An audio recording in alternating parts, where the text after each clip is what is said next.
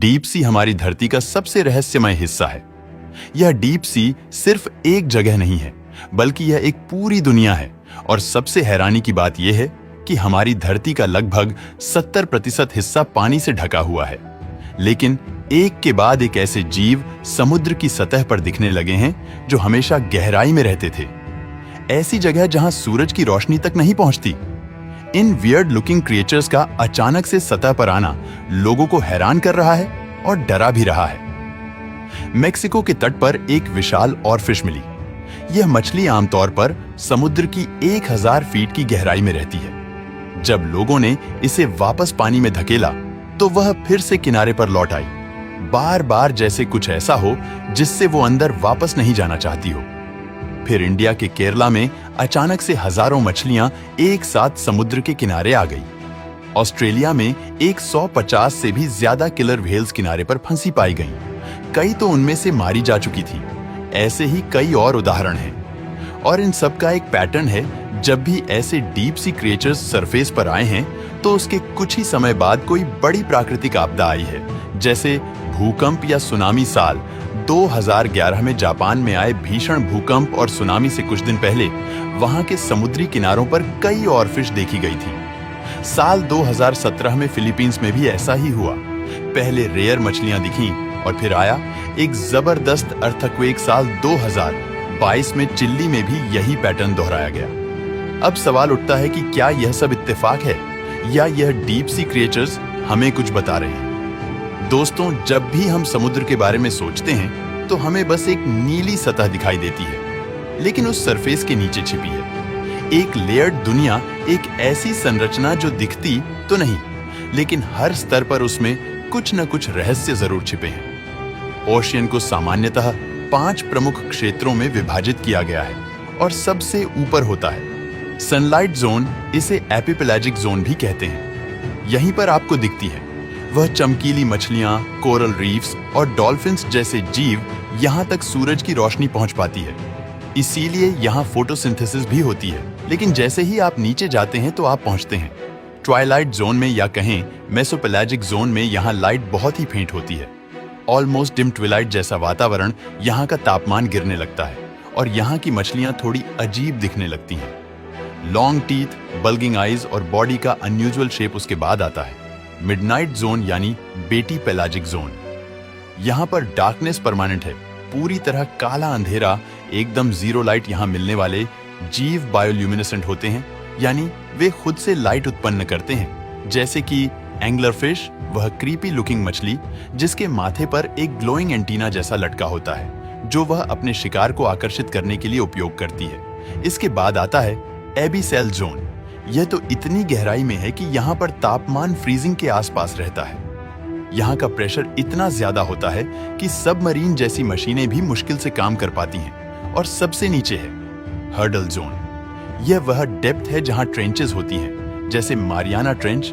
यह दुनिया की सबसे गहरी जगह है।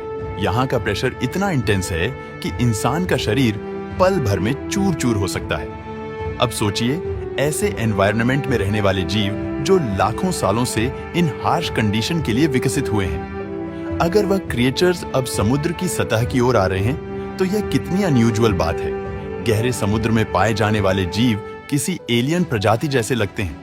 Angler fish, vampire squid, barrel eye fish, gulper eel, यह सब देखने में इतने अजीब होते हैं कि इन्हें देखकर कोई भी पहली बार में चौंक जाए।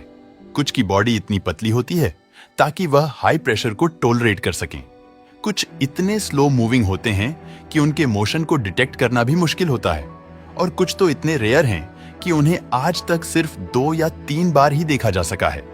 इन क्रिएचर्स के पास इवॉल्व करने के अलग अलग तरीके हैं, जैसे अंधेरे पानी में अपने आप को गायब कर लेना, ग्लोइंग ऑर्गन्स के द्वारा अपने शिकार को आकर्षित करना, और इनकी मेटाबॉलिज्म इतनी धीमी होती है ताकि वह अपनी ऊर्जा को बिना खाए कई दिनों तक सेव कर सकते हैं।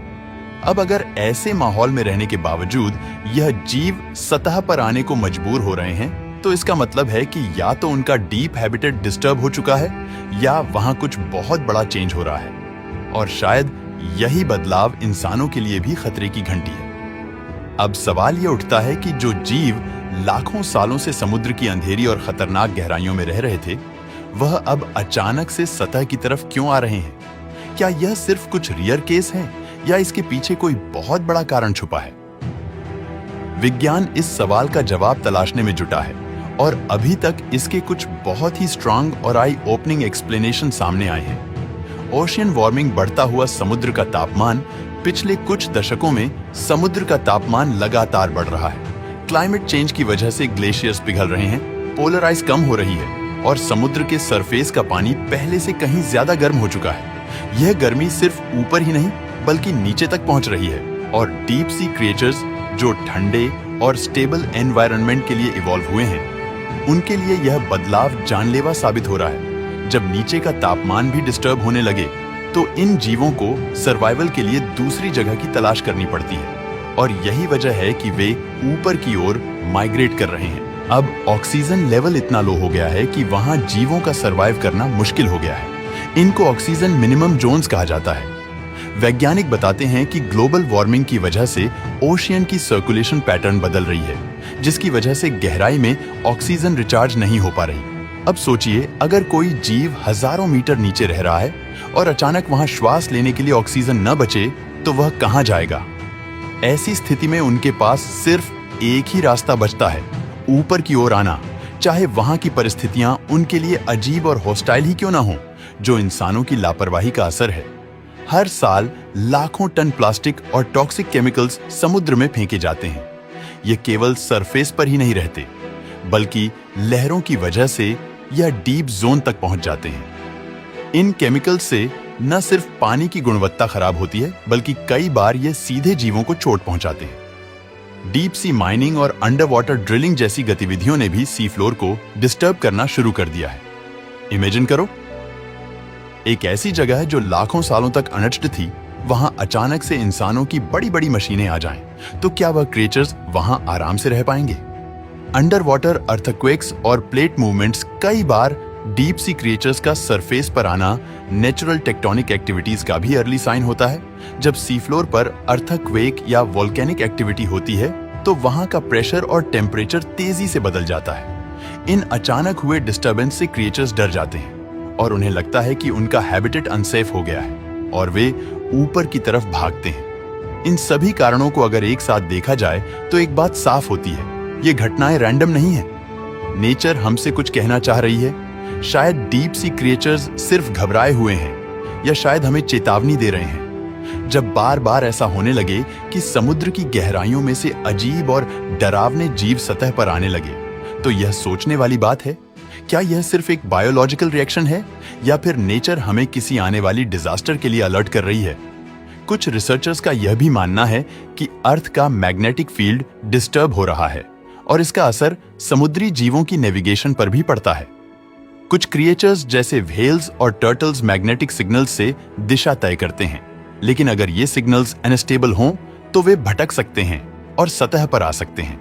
इसी तरह कुछ वैज्ञानिकों का कहना है कि कॉस्मिक इवेंट्स जैसे solar स्ट्रोम, gamma ray burst, deep ocean के प्रेशर और टेम्परेचर पर इनडायरेक्ट असर डाल सकते हैं। यह सुनने में अजीब लग सकता है, लेकिन यूनिवर्स इंटरकनेक्टेड है और नेचर अलग अलग जटिल तरीकों से सिग्नल भेजती है। पृथ्वी पर इतिहास में 5 बार मास एक्सटिंक्शन हो चुके हैं, जहां पृथ्वी की अधिकांश स्पीशीज वाइप आउट हो चुकी थी और हर बार ओशन इकोसिस्टम में कुछ मेजर बदलाव पहले हुए थे। अगर आज डीप ओशियन में ऐसा कुछ हो रहा है तो यह सिर्फ समुद्री जीवन के लिए ही नहीं, बल्कि पूरी पृथ्वी के लिए खतरे की घंटी हो सकती है। अगर हम अब भी नहीं चेते तो शायद आगे हमें वह सब कुछ भी सुनने को न मिले, न समंदर की लहरें, न पक्षियों की चहचहाहट, न जिंदगी की आवाज। दोस्तों, वीडियो पसंद आया हो तो लाइक और शेयर करें।